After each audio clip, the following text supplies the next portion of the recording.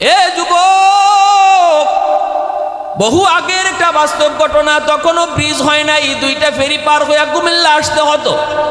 রিক্সাওয়ালা বাবা রিক্সা বায়া বায়া সন্তানকে পড়ালেখা করায়। আর কোনো সন্তান নাই, একটা মাত্র ছেলে সন্তান। তারে বড় আশা করে বাবা রিক্সা নিয়ে নিয়ে স্কুলে আইতো। স্কুল শেষ হলে পরে আবার রিক্সায় করে বাড়ি যাইতো। বাবার মনের ভিতরে কত আনন্দ, কত আশা। মার মনের মধ্যে কত আনন্দ, কত আশা। আমার সন্তান একদিন মস্ত বড় অফিসার হবে, আমাদের অভাব দূর হবে। এই কষ্ট হয়তো বেশি দিন করা লাগবে না, এই রিক্সা হয়তো জীবনভর আর বাইতে হবে না। কষ্ট কিন্তু ভবিষ্যতে সুখের আশায় এই কষ্টটাকে বাপ মা তারা আনন্দে মেনে নিয়েছে। কিন্তু এই যুবক পড়ালেখা করে করে হাই স্কুল পাশ করে কলেজে গেল, এরপরে ঢাকা ইউনিভার্সিটিতে ভর্তি হলো। ব্রেন তার ভালো। ইউনিভার্সিটিতে যাওয়ার পরে সে বড় লোকদের সাথে চলাফেরা শুরু করলো। বড় লোকের ছেলে মেয়েকে বন্ধু বানালো। একটা বড় লোকের মেয়ে অনেক বড় লোকের মেয়ের খপ্পরে পড়লো, তাদের মধ্যে প্রেম ভালোবাসার জন্ম হলো। এক পর্যায়ে সে এই মেয়েটাকে বিয়ে করে ঢাকা শহরেই সেটেল হলো। গুলশানে তার শ্বশুর তারে বাসা দিয়ে দিল, নিজস্ব বাসা। যুবক অফিসের মস্ত বড় বস, হেড বস, তারে অফিস থেকেই নিজস্ব গাড়ি দেওয়া হলো। যুবক আলিশান পরিবেশে ঢাকা শহরে থাকে। কিন্তু এইদিকে গ্রামের রিক্সাওয়ালা বাবা আর ওই মা দুঃখিনী মাগু, এরা কোন হালতে আছে সন্তান ভুলে গেছে। কারণ বড় মানুষের সাথে আর রং তামাশা আর গোনার পরিবেশে যে যত বেশি থাকবো তার দিল তত বেশি শক্ত হবে।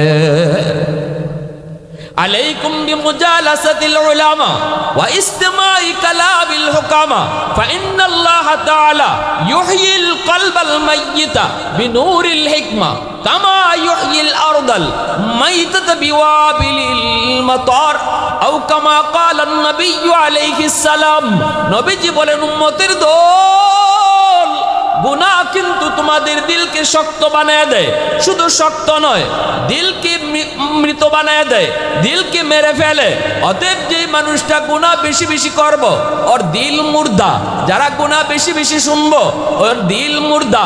যেই মানুষটা বড় লোকদের সাথে বেশি বেশি চলবো, পয়সাওয়ালাদের সাথে, ক্ষমতাসীনদের সাথে, চেয়ারম্যান এমপি মিনিস্টারের সাথে যারা বেশি বেশি চলবো, আল্লাহ নবীর হাদিস মতে তার দিল শক্ত হয়ে যায়। নবীজি বলেন এই দিল শুধু শক্ত নয়, দিল মুর্দা হয়ে যায়। মুর্দা দিল যদি তোমরা জিন্দা বানাইতে চাও উম্মতের দল, আলাইকুম বিমুজালাসাতিল উলামা, তোমরা আমার উম্মতের উলামায়ে কেরামের সাথে বেশি চইল। আমার উম্মতের উলামায়ে কেরামকে সময় দিও। মাদ্রাসায় আসা যাওয়া কইরো, মসজিদে ইমাম মুয়াজ্জিনকে মহব্বত কইরো, এলাকার উলামায়ে কেরামকে মহব্বত কইরো, তাদের পরামর্শ নিও।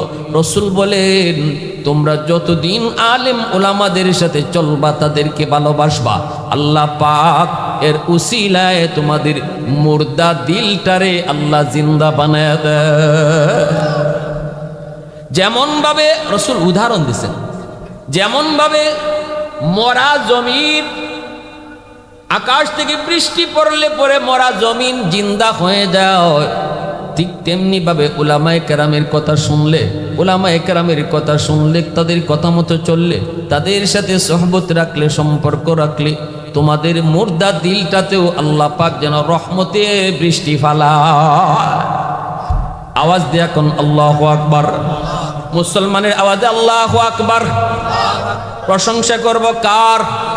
আর একটু জোরে বলি কার? আলহামদুলিমান কাদ্দারা খাইরাও ওয়া খাবালা,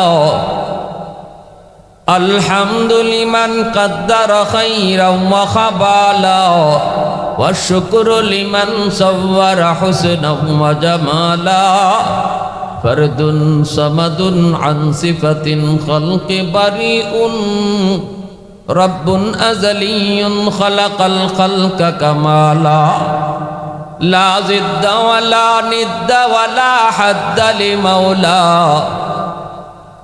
লা জিদ্দা ওয়ালা নিদ্দা ওয়ালা হাদ্দা লিমাওলা, আল আনা কামা কানা ওয়ালাম ইয়ালকা যাওয়ালা, আল আনা কামা কানা ওয়ালাম ইয়ালকা জাওয়ালা। আরেকটু আওয়াজ দিয়ে এখন আল্লাহু আকবার। বাইরে বন্ধুরা, এইদিকে ওই যুবক গুলশান আজাদ মসজিদে নামাজ পড়ি। এই যুবক একটু দিলটা নরম করে কথাগুলি বুঝো। কেন আল্লাহ শিশুকালের কথাটা উল্লেখ করে দোয়া করতে বলছেন? যেই মা যেই বাবা নিজের জীবনের সমস্ত সুখ কুরবানি দেয় সন্তানের সুখের জন্য, সন্তানের ভবিষ্যতের জন্য। কত মা কয়, আল্লাহ আমার হায়াত লাগবে না, আমার অসুস্থ সন্তানকে তুমি সুস্থ করো, আমি মার হায়াত আমি সন্তানকে দিয়ে দিলাম। এমনও আমি নিজে দেখেছি, বাবা কান্দে আর কয়, হুজুর আমার ছেলেটা হাসপাতাল, একটু দোয়া কইরেন। আর আমি আমার মালিককে কইছি, মালিক যেন আমার হায়াতটা আমার সন্তানরে দিয়া দেয়। এমনও দেখেছি নিজের অঙ্গ দিয়া দিছে মা সন্তান। ওই দিনে তো আমি পড়লাম বিশ্ব মা দিবস, পত্রিকায় একজন ছেলে কান্দে আর কয়, ও দুনিয়ার সন্তানের দল শোনো, জন্মের কিছুদিন পরে আমি দেখেছি আমার বাবা নাই, আমার আম্মা আমাকে কষ্ট করে করে বড় করছেন গো, মানুষের বাড়িতে কাম করে করে আমারে পড়ালেখা করাইছেন। মাকে আমার নানা আমার মামা তারা অন্যত্র নিয়ে বিয়ে দিতে চেয়েছিল, কিন্তু আমার মা পরিষ্কার জানায় দিছে, আল্লাহ আমার একটা মানিক দিছে, আমি আমার মানিকের চেহারা দেখে জীবন যৌবন কাটায় দিব, আমি অন্যত্র আর বিয়ে বসবো না। আমি এই ছেলে একটু বুঝ হওয়ার পর দেখলাম মার একটা চোখ নাই, বিশাল গর্ত। আমি মাকে বলেছি, মা স্কুলে তুমি যেও না, তোমাকে দেখলে আমার ক্লাসমেটরা ভয় পায়, কিন্তু মা এরপরও আমাকে স্কুলে দেখতে যায়, হাই স্কুলেও মা আমাকে দিনে দেখতে যায়, ক্লাসমেটরা ভয় পায়, এগুলা মা বুঝে না। মা কই, বাজান পৃথিবীতে আমার আর কেউ নাই, তোর এক নজর না দেখলে আমি অস্থির হয়ে যাই। এইভাবেই চলছে আমি ঢাকা শহরে চলে আসলাম, বিয়ে করে ফেললাম মাকে না জানায়া। বউ নিয়ে আমি শহরে থাকি বাসা নিয়া। গ্রামে এমন অনেক কুলাঙ্গার সন্তান পাওয়া যাবে, প্রতিষ্ঠিত হওয়ার পর বউ নিয়ে শহরে থাকে, গ্রামের বৃদ্ধ মা বাবার খবর নেয় না। প্রতিটা সমাজও এমন খুঁজলে কম বেশি আসেনি না নাই? যুবক বলতেছি, একদিন আমি দেখি আমার কলিং বেলে আওয়াজ, দরজা খুলে দেখি আমার বুড়া মা লাঠি বর দিয়া চলে এসেছে মানুষের কাছ থেকে আমার বাসার ঠিকানা লইয়া। দরজা খুলে আমি বলতেছি, মারে কেন তুমি আমার বাসায় আইছো? তোমার একটা চোখ নাই, দেখলে কত ভয় লাগে, আমার বউ যদি তোমাকে দেখে ভয় পাবে, কেন তুমি আইছো? মা তখন দরজার বাকির দাঁড়ায় বলতেছি, বাজান রে আমি বাসায় ঢুকবো না, তোর বউয়ের সাথে দেখাও করবো না, শুধু এসেছি, হয়তো আমার মন বলতেছে আমি আর বেশি দিন বাঁচবো না, বাঁচার মরণের আগে একটা নজর শুধু তোমারে দেখতে আইছি। এ বাজার দেখলাম এটাই আমার চাওয়া ছিল, পাওয়া ছিল রে বাজার, সুখে থাকো। এই বইলা দুঃখিনী মা চোখের পানিটা ফেলায় আবার বাড়ির দিকে চলে আসে। ওই যুবক বলতেছে, কিছুদিন পর আমার পাশের গ্রামে অনুষ্ঠান শেষ করে আমি চাইলাম মারে একটু দেখে আসি। আসলাম বাড়িতে, এসে দেখি দরজা লাগানো, মা কয়ে ডাকি, দরজা কেউ খুলে না। একটা মেয়ে দরজা খুলছে, কই সাহেব কারে চান? কই মা কই? তখনই কই, আপনি বুঝি বাড়ির সাহেব? বলে হ। কোথায় আমার মা? মেয়েটায় কই, আপনার আম্মা আজ থেকে 1 সপ্তাহ আগে দুনিয়ার জগৎ ছেড়ে চলে গেছে। যাবার সময় আমার হাতে একটা চিঠি দিয়ে গেছে, আর কইছে কোনোদিন যদি আপনি আসেন গো, এই চিঠিটা যেন আমি আপনার হাতে দিই। এই যে নেন আপনার মার হাতের চিঠি। যুবক বলতেছে, আমি চিঠিটা হাতে নিলাম, চিঠিটা কইলে দেখি আমার মায় লেখছে, বাজান রে কোন দিন মারে দেখতে আইবা জানি না, তোমার জন্য আমি আমার মা বাবা ভাই বোন সব ছেড়েছি, সব কিছু তোমার মুখের দিকে তাকাই আমি বিসর্জন দিয়েছি। জানি না কোন দিন মার খবর নিতে তুমি গ্রামে আসবা। বাজান, মরণের আগে মায় একটা কথা তোমারে জানা যায়, মার একটা চোখ ছিল না বিদায় তুমি মাকে ঘৃণা করতা, ধমক দিতা, যাইতে নিষেধ করতা, কিন্তু একদিনও মারে জিগাও নাই মা গো চোখটা তোমার কোথায় গেছে গো মা, এই চোখটা তোমার কোথায় গেছে। আমি মাও তোমারে কোনোদিন নিজের থেকে বলি নাই। আজকে মরণের আগে চিঠির মাধ্যমে জানা গেলাম শিশুকালে তোমার টাইফয়েড জ্বর হয়েছিল, যেই জ্বরের কারণে তোমার একটা চোখ নষ্ট হয়ে গেছে। ডাক্তার বলেছিল এই চোখটা ওটায় যদি আরেকটা চোখ এখানে বসানো না হয় তোমার দুটোটা চোখ নষ্ট হয়ে যাবে। আমি ডাক্তারকে বলেছিলাম, ডাক্তার আমি মার দুটোটা চোখ তুমি লাগলে নিয়ে যাও, তবু আমার সন্তানকে বাঁচাও। ওই দিন মার চোখটা নিয়ে তোমার চোখ বাঁচানো হয়েছে। আজ এই চোখটা মার নাই, এই চোখটাই তোমার চোখ লাগানো। ওই যুবক তখন মাটিতে পুরা কান্দে।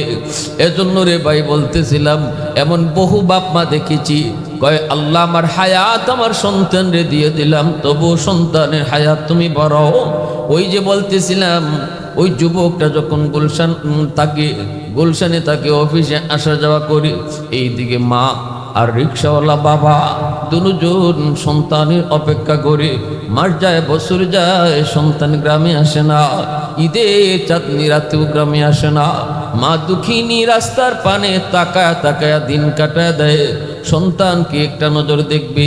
ঈদে রাতে কত সন্তান গ্রামে আসে, কিন্তু এই ছেলে ঈদের দিনেও গ্রামে আসে না। মা কান্দে, কানতে কানতে মা একদিন স্বামীরে বলতেছি, স্বামী গো ও স্বামী, মানুষের কাছ থেকে আর কত শুনবো কত জানবো, তুমি একটু যাই আমার সন্তানকে এক নজর দেখে আসো।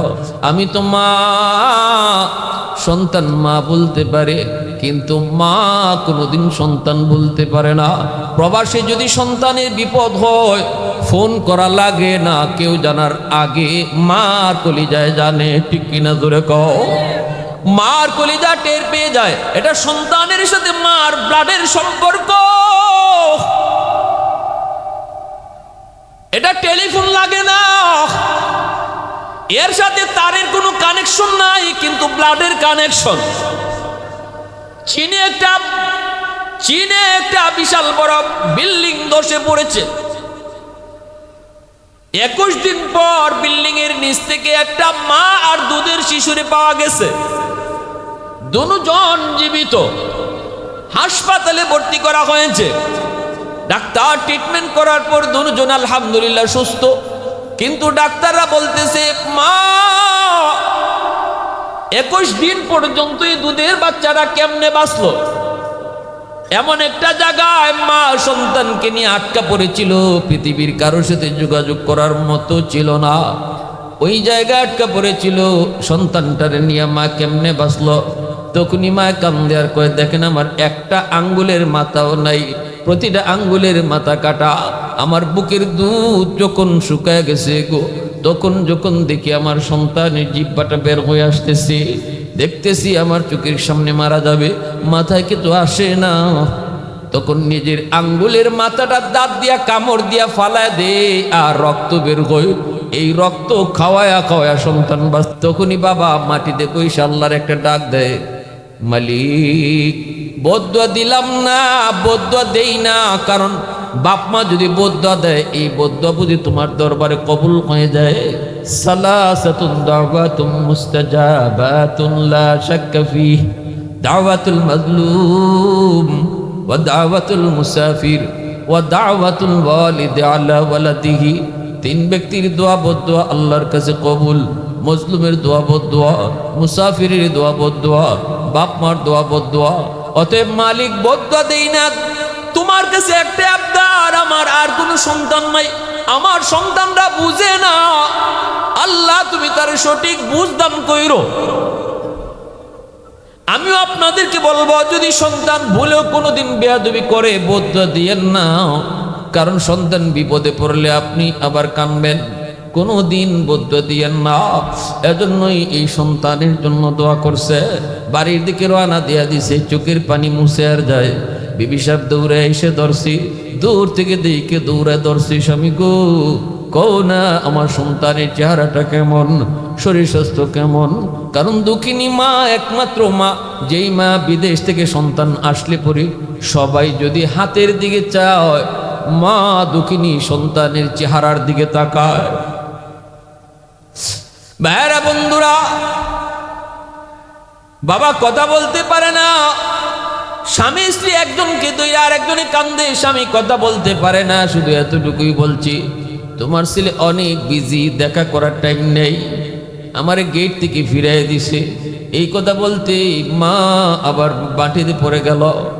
এই যে পড়ছে ওই দিন থেকে মা বিছানায়, মা ওই দিন বদুয়া দেয় নাই, শুধু কইছে মালিক বদুয়া দিলাম না গো, তোমার কাছে একটাই আবদার, আমার সন্তান বুঝে না, তুমি বুঝ দিও।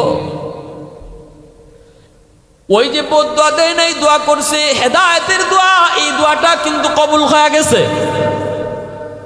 রমজান মাস, গুলশান আজাদ মসজিদে যুবক জুম্মার নামাজ পড়ার জন্য ঢুকলো। দেখে মিম্বরে বসে আছেন যাত্রাবাড়ির হযরত মাহমুদুল হাসান দামাত বারকাতুহুম, আল্লাহর বহুত বড় একজন ওয়ালি, তিনি মিম্বরে বসা। ওই দিন তিনি জুম্মার বয়ান করতেছেন মা বাবার হক, মা বাবার কদর করলে পরে দুনিয়াতে কি লাভ। তিনি বলতেছেন বাপ মার কথা মতো যে চলব, বাপ মারে খুশি রেখে যে সন্তান চলব, দুনিয়াতে এক নাম্বার ফায়দা হলো আল্লাহ তার হায়াতের মধ্যে বরকত বাড়ায় দেয়। বিপদ তার ঘরে আসার কথা, আল্লাহ বিপদ কাইটা দেয়। অ্যাক্সিডেন্টে হাত কেটে যাওয়ার কথা, আল্লাহ পাক বাঁচায়া দেয়। ঠাটা ফুইরা মরার কথা, বাপ মার দোয়া পিছনে থাকলে আল্লাহ ঠাটা ফালাইয়া মারে না। তকদিরে লেখা থাকলেও দোয়ার কারণে আল্লাহ তকদির ফাল্টায়া দেয়। আর একটু আওয়াজ দেখুন সুবহানাল্লাহ। দোয়া তকদির ফাল্টাই দিতে পারে। আল্লাহ রসুল বলছেন বাপ মার দোয়া যদি থাকে তাহলে তার বিপদ যদি লেখাও থাকে, আল্লাহ বাপ মার দোয়ার উসিলায় বিপদ কাটতে দেয়। দুই নম্বর, রিজিকের ভিতরে আল্লাহ বরকত বাড়ায়। ছোট ব্যবসাও যদি হয়, বরকত আল্লাহ বাড়ায় দেয়। রুজি যদি কম হয়, আল্লাহ বরকত বাড়ায় দেয়। তিন নম্বর ফায়দা হলো আল্লাহ পাক রব্বুল আলামিন তার সন্তানকে মানুষ বানায়। চার নম্বর হলো আল্লাহ পাক তারে দুনিয়াতে মক্কা মদিনা জিয়ারত করায়। সুবহানাল্লাহ, মক্কা মদিনা আল্লাহ তারে জিয়ারত করায়। ভাইরা বন্ধুরা, যখন আল্লাহর ওলি এই বয়ানটা করতেছেন, আর যদি বাপ মারে কেউ কষ্ট দেয় তাহলে কি হয়? রাদার রাব্বি ফি রাদাল ওয়ালিদাইন ওয়া সাকাতুর রাব্বি ফি সাকাতিল ওয়ালিদাইন। বাপ মা খুশি থাকলে আল্লাহ খুশি। রসুল বলেন বাপ মা নারাজ হলে আল্লাহ নারাজ। এই কথাগুলো যখন তিনি এইভাবে করেন, কারণ আল্লাহর ওলিদের ভাঙ্গা ভাঙ্গা কথা দিলের মধ্যে বহুত বড় আসর করে। যুবকের কলিজার মধ্যে এমন ভাবে তীরের মতো যায় লাগতেছে, যুবক কাঁদতেছে, মসজিদে ঢুকে যুবক কাঁদতেছে আল্লাহর ওলির কথাগুলি শুই না, আর মনে মনে ভাবতেছে কই হুজুর তো মনে কয় আমাকেই সব কইতেছেন, সব কথাগুলি যেন আমাকেই লক্ষ্য করে। নামাজের ভিতরে যুবক কান্দে আর আল্লাহর কাছে কই মালিক আমি এত বড় পাপী, মারে বাবারে যে সন্তান কষ্ট দেয়, সে যত বড় নামাজি হয়, যত বড় গাজী হয়, হাজি হয়, যত বড় মুজাহিদ হয়, বাপ মার বদুয়া থাকলে কোনোদিন সে জান্নাত পাবে না। আল্লাহ বলবেন তোর নামাজ এক জায়গায় রাখ, তোর দান সদকা এক জায়গায় আটক, তোর হজ আটক, তোর উমরা আটক, তোর তসবিহ আটক। আগে বাবার মামলা তুই ডিসমিস কর, আগে মার মামলা ডিসমিস হোক। বাপ মার মামলা কান্দে লইয়া নামাজ লইয়া কোনোদিন জান্নাত পাওয়া যাবে না। বাপ মার মামলা কান্দে লইয়া কোনোদিন হজ উমরা লইয়াও জান্নাত পাওয়া যাবে। যুবক কান্দে আর কই আল্লাহ আমাকে সুযোগ দিবানি, আমি মার কাছে যাই মাপ চাবো, বাবার কাছে যাই আমি মাপ চাবো, আল্লাহ আমার সুযোগ দিবানি। যুবক নামাজ শেষ হওয়ার পর কান্দি, সোজা বাড়িতে যায় নাই, বাসায় আর যায় নাই, সোজা চলে গেছে মার্কেটে। যে মার জন্য একটা শাড়ি কিনলো, বাবার জন্য লঙ্গি কিনলো, বিভিন্ন রকমের ইফতারি লইয়া সে কুমিল্লার দিকে রওনা দেয়। দুইটা ফেরি পার হইয়া যাইতে যাইতে শহরে পৌঁছতে পৌঁছতে তারাবির নামাজ শেষ। এরপরে যুবক গ্রামে যাইব কেমন করে, রিক্সা তো লাগবে। এত রাতে শহরে কোনো রিক্সাও নাই, অনেক অনেক আগের কথা। যার কারণে যুবক কান্দে, ডানে বামে ঘুরে, ডানে বামে যুবক ঘুরে। মানুষের কয় যুবক কান্দ কেন? কই অমুক গ্রামে যাইমো। কেমনে যাইমো আপনারা একটু কন। মানুষের কয় যুবক এত রাতে তুমি কোনো গাড়ি ঘোড়া পাবা না, রিক্সা পাবা না। কিছুক্ষণ পরই আবার সেরি টাইম হয়ে যাবে। সব রিক্সাওয়ালা রিক্সা গ্যারেজে রাইকা সবাই কিন্তু ঘুমায় পড়ছে। কেউ পাবে না, কেউ পাবে না, কাউকে নিতে পারবা না। তবে মনে হয় একজন বুড়া মানুষ জীবন ভোর রিক্সা চালায়। ওই মানুষটা রিক্সা চালায় চালায় গোজা হয়ে গেছে, বাঁকা হয়ে গেছে। আমি দেখেছি রাতের বেলাও সে রিক্সা টানে, কারণ তার টাকার বড় প্রয়োজন। গ্রামে শুনেছি তার বিবি বিছানায় পড়া, প্রতিদিন ওষুধ নিয়ে যাইতে হয়, এজন্য কষ্ট হলেও সে রিক্সা টানে। প্রচন্ড জোর তুফানে আমি দেখেছি সে রিক্সা টানে। মনে হয় এই লোকটারে শুধু তুমি পাইলে পাইতে পারো, আর কেউ তোমাকে এখন নিয়ে যাবে না। যুবক বলতেছে তা কোন জায়গায় গেলে পাবো? কোন গ্যারেজে তার রিক্সা? কই কোনো গ্যারেজে রিক্সা রাখে না। সামনের দিকে হাঁটো, বড় একটা দোকান, ওই দোকানের বারান্দায় বসে বসে রাত কাটায় দেয়। আর বারান্দার সামনেই রিক্সাটা আটকানো, ওখানে গেলেই তুমি পেয়ে যাবা। যুবক কান্দে আর যায় দেখে একজন বুড়া মানুষ, মাফলার দিয়া নাক মুখ পেছানো, শীতের বাতাস তারে আঘাত করে নাক মুখ মাফলার দিয়ে পেঁচায় রাখছে। চিনা যায় না, বোঝা যায় না কে সে, পরিচয় বুঝবার মতো না।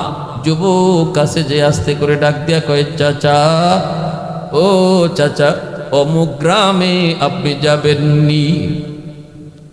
যুবক জানে না যারে চাচা কয়া ডাক দিছে সে চাচা না, সেই তার রিক্সাওয়ালা বাবা। সন্তান যে মাত্র কইছে যাবেননি অমুক গ্রামে, সাথে সাথে বাবায় সন্তানের কণ্ঠ বাবায় চিনে ফেলেছে। চেহারা না দেখে বাবায় সন্তানের কণ্ঠ চিনে ফেলেছে। কারণ বাপ মা হলো এমন, সন্তানের কণ্ঠ বাপ মা কোনোদিন ভুলে না, কোনোদিন সন্তানের কণ্ঠ বাপ মা ভুলে না।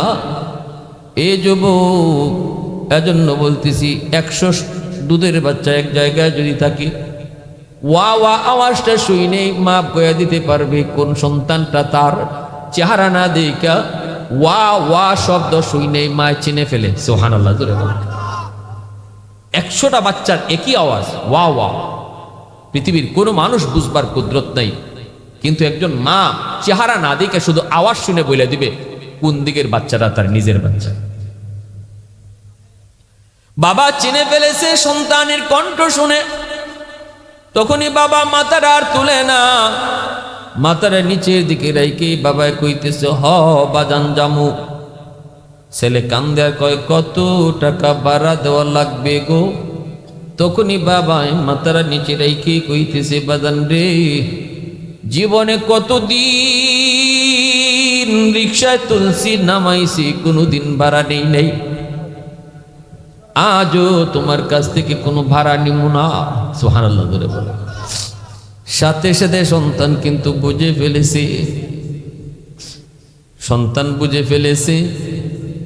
জড়ায় দইরা মাফলারটা টান দিয়া সরায়া দেখি এই মানুষটাই তার সেই রিক্সাওয়ালা বাবা, যার রিক্সায় করে করে ছোট্টবেলায় স্কুলে আইতো আর যাইতো। বাবারে বুকে দইরা গালে চুমু খায়া আয় দইরা যুবক কান্দের কই, আব্বা আমি ভুল করে ফেলেছি, বহুত বড় অন্যায় করে ফেলেছি। আজকে একজন আল্লাহওয়ালার কথা শুই না, আজকে একজন আলেমের কথা শুই না, আল্লাহ আমার দিল ঘুরাই দিছে। আমার দিল মুর্দা হয়ে গেছিল, আল্লাহ আজকে আমার দিল জিন্দা বানাই দিছি। এটা তো আমার নবীর হাদিস। হুজুরের কথা শুই না আমি এরকম হইছি। একদিন এক যুবক কইতেছি, হুজুর আপনার ওয়াজটা শুই না আমি একদিন রাত 2টা বাজে বাড়িতে যাই, প্রতিদিন মারে যায় মারতাম, প্রতিদিন মারে গিয়ে আমি রাত্রে মারতাম। একদিন আপনার ওয়াজ শুই না আমার দেরি হয়ে গেছে, চোখের পানি জড়ায় জড়ায় আমি মাহফিলে কাঁদছি। 2টা বাজে বাড়িতে গেলাম, কানতে কানতে গেলাম। যাওয়ার উদ্দেশ্য হলো মার কাছে যে মাপ চাইবো। আজকে আর আমার মোনা পায়ে দুইরে যেভাবে পারি আমি মাপ লইবো।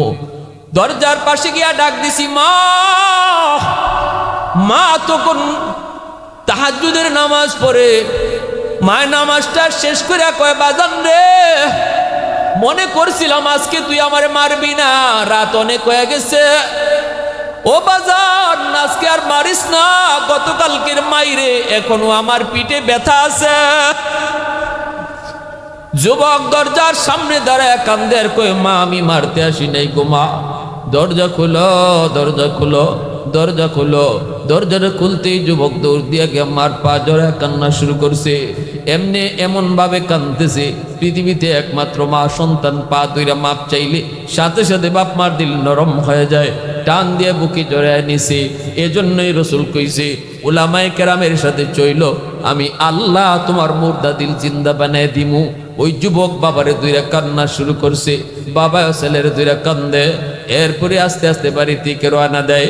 অসুস্থ মা দরজার পাশে আইসা মা কয়া ডাক দিছে। অসুস্থ মা বিছানা থেকে সুস্থ হয়ে দাঁড়ায় গেছে। একমাত্র মনে রাখবা, বাবা মা যদি অসুস্থ হয় ডাক্তার তুমি পরে আনো রে যুবক, আগে বাবার মাথার পাশে বইসা তুমি কপালে হাতটা রাখো, দেখবা বাবা অর্ধেক সুস্থ হয়ে গেছে। মা মা আম্মা আম্মা কয়া তুমি মুখ বইরা ডাকো, দেখবা মার দিল খুশি হয়ে গেছে। আব্বাকে আব্বা কয়া তুমি মুখ বইরা ডাকো, দেখবা আব্বার দিল খুশি হয়ে গেছে। আল্লাহ কয়, বন্ধু তুমি জানায় দাও, সন্তান আব্বা কইয়া বাবার দিল খুশি করলি আমি আরশের মালিক খুশি হয়ে যাই। আম্মা কইয়া মার দিল খুশি করে নাই, শুধু আমি আল্লাহরে খুশি করে নিছে। পৃথিবীতে একমাত্র এত সহজ কাউরে খুশি করা যায় না। শ্বশুর বাড়ির মানুষকে খুশি করার জন্য বোয়াল মাছ খাওয়াইতে হয়, 1000 টাকা খরচ করতে হয়, অমুকরে তমুকরে এত এত করে দিয়ে আসতে হয়। কিন্তু একমাত্র মা বাবা খালি কমলা বাজার থেকে নিয়ে যদি তুমি বলো, মা আজকে বাজার থেকে খালি কমলা তোমার জন্য আনছি, দেখবা মার দিল খুশি হয়ে গেছে।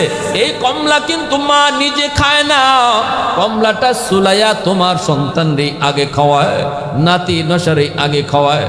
কিন্তু নাতির হাতে না দিয়া মার হাতে দিছ, সন্তানের হাতে না দিয়া মার হাতে দিছ, মার দিল খুশি, আরশের মালিক কয় আমি আল্লাহ খুশি, আমি আল্লাহ খুশি। বাপ মা খুশি তো আমি আল্লাহ খুশি, বাপ মা নারাজ আমি আল্লাহ নারাজ। তাম দুনিয়ার মানুষ তোমারে ভালো জানে, চেয়ারম্যান মেম্বার এমপি মন্ত্রী মিনিস্টার নেতা নেত্রী সবার মুখে তোমার গুণগান, সবাই কয় বালা, আর মায় কয় খারাপ, বাপে কয় খারাপ। আল্লাহ বলে, আল্লাহ কয় আমিও কই তুই খারাপ, আমিও কই তুই খারাপ। অতএব আল্লাহর কাছে যদি ভালো হতে হয় মা বাবারকে খুশি রাখা লাগবে। রসুল কয়, যেই রাত্রে সন্তান বাপ মারে খুশি করে ঘুমাবে, সকাল হওয়া মাত্রই তার জন্য জান্নাতের দরজা খোলা। আজ রাত আমরা ঘুমাইতে যাব, আমি বইলা দিলাম আপনি যে একটু খুশ গল্প করেন, অথবা বাবার মশারিটা টানাইয়া দেন, মার মশারিটা নিজের হাতে টানাইয়া দেন, ঘুমায় গেলে বাবার মাথায় একটু মাথাটা টিপাইয়া দেন, বাবার দিলটা খুশি হয়ে যাবে। রসুল কয়, এই রাত যদি তোমার জীবনের শেষ রাত হয়, এইটুকু আমলের উসিলায়, আর কোনো আমল যদি তোমার জীবনে নাও থাকে, এই আমলের উসিলায় এই রাত্রে মরণ হলে আল্লাহ তোমার জান্নাত, নিশ্চিত জান্নাত দান করবে। আর যদি ওই রাত্রে তুমি বাপমার দিলে কলিজায় কষ্ট দিয়ে থাকো, আর এই রাত্রে তোমার মরণ হয়, যেই রাত্রে বাপমার দিলে কষ্ট, তোমার মরণ এই রাত্রে, তোমার জীবনে হজ আছে, রোজা আছে, জাকাত আছে, সব আমল আছে, কিন্তু যেই রাত্রে তোমার মরণ, এই রাত্রে বাপমার দিলে কষ্ট আছিল, মাফ নেও নাই, আল্লাহ রসুল কয় জাহান্নাম থেকে বাঁচাইবার কোনো কুদরত তোমার নাই, নিশ্চিত তুমি জাহান্নামে। এবার আপনারা বলতে পারেন, হুজুর বাপমা যদি আমাদের একটু জুলুম করে, বাপমা যদি অন্য নজরে দেখে, সব সন্তানদের এক নজরে না দেখে, তাহলেও কি আমি ভালো আচরণ করব? রসুল এই প্রশ্নের জবাবে বলেছেন, ওয়া ইন জালামা ওয়া ইন জালামা ওয়া ইন জালামা, 3 বার বলেছেন। বাপমা যদি জুলুমও করে, জুলুমও করে, জুলুমও করে, সন্তান ভালো আচরণ করতে হবে। তবে হ্যাঁ, যদি বাপমা জুলুম করে কোনো সন্তানের ব্যাপারে, হাসরের মাঠে আল্লাহর আদালতে বিচার হবে। দুনিয়ার নিজাম আল্লাহ বলছেন, এখানে সন্তান বাপমার সাথে ভালো আচরণ করাই লাগবে। একটা মাত্র কারণে, কোন সম্পদ যদি তোমার নাও দেয়, তোমার সাথে ভালো আচরণ যদি নাও করে, তবুও তিনি আমার মা, তিনি আমার বাবা, তার উসিলায় দুনিয়া দেখছি, এইটুকুর কারণে হলো বাপমার সাথে সন্তান ভালো আচরণ করতে হবে।